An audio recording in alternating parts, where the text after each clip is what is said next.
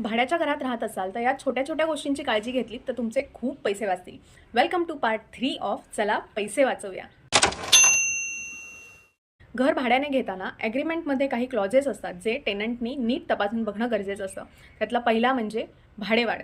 2 वर्षाचं तुम्ही rent agreement करताय समजा, तर दुसऱ्या वर्षी मालक तुमच्याकडनं भाडेवाढ घेतो, म्हणजे 5% किंवा 10% तुमचं भाडं वाढवून घेतो. जर तुम्ही ॲग्रीमेंटमध्येच किती टक्क्याने तुम्ही भाडं वाढवून घेणार आहात पुढच्या टर्ममध्ये हे स्पष्ट केलेलं असेल तर अवाच्या सवा रक्कम मालक वाढवून घेत नाही. दुसरा क्लॉज असतो लॉक इन पिरियड, म्हणजे तुम्ही रेंट ॲग्रीमेंट केल्यापासून किती महिन्यापर्यंत घर सोडू शकत नाही त्याला म्हणतात लॉक इन पिरियड. समजा तुम्ही लॉक इन पिरियड 6 महिन्याचा ठेवला असेल आणि त्याच्या आधीच जर घर सोडून गेलात तर टेनंटला त्याचे चार्जेस भरावे लागतात. तिसरा महत्त्वाचा क्लॉज आहे नोटीस पिरियड, म्हणजे समजा तुम्ही रेंट ॲग्रीमेंटमध्ये 2 महिन्याचा नोटीस पिरियड ठेवलेला असेल, मेन्शन केलेला असेल, तर घर सोडताना तुम्हाला मालकाला 2 महिने आधी नोटीस द्यावी लागते. जर तुम्ही नोटीस न देता घर सोडलं तर तुमच्या डिपॉझिटमधून मालक पैसे कापून घेऊ शकतो.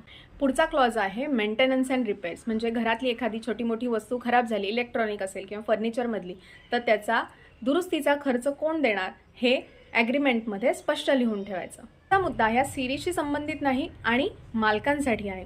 रेंट ॲग्रीमेंट करताना टेनंटची नीट चौकशी करून घेणं आणि रेंट ॲग्रीमेंट रजिस्टर करून घेणं गरजेचं आहे.